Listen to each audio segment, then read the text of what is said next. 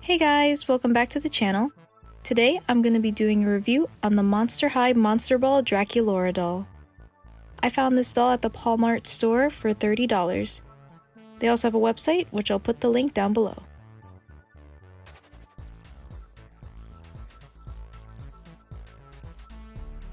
The doll comes in a package that looks similar to a disco ball and has art of Draculaura, Claudine, Laguna, and Cleo on both the front and the back.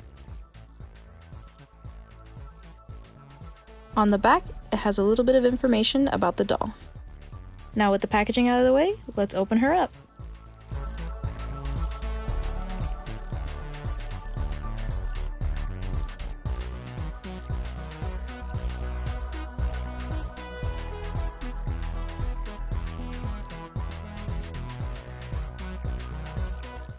Out of the packaging, she comes with 4 loose accessories.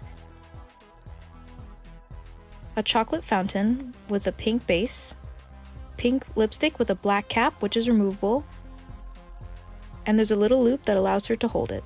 There's also a tray with chocolate dipped strawberries with bat wings on the top, and a pink bouquet with black flowers. The darker pink bow is also removable. Lastly, she comes with a little card that has a picture of all the dolls.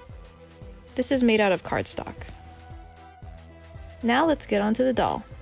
She does not come with a stand.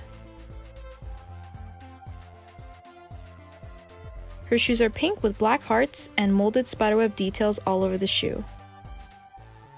She has pink stockings that leads to her really beautiful pink and black dress.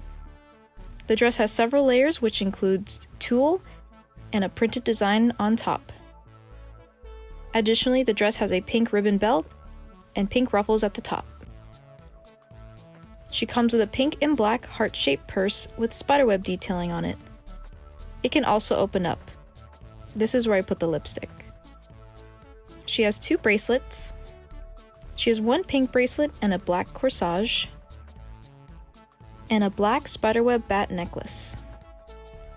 And she also has pink heart earrings that match the purse. Moving up to the face, the doll has pink and black eyeshadow with pink lipstick and a black heart. Her hair is styled like the Sweet 1600 look with a big bun on top and bangs. She also has a black spiderweb bow on top. Turning her around, she has purple tinsel in her pink and black hair. The hair is a bit wavy, but it probably needs a bit of TLC out of the packaging.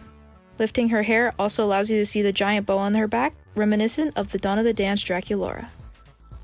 The doll's articulation is the same as the first wave of G3 dolls, with rotation at the head, chest, shoulder, elbow, wrist, hip, and knee. And that's it for my review. Thanks for watching. Please like, comment, share, and subscribe, and I'll see you next time. Bye!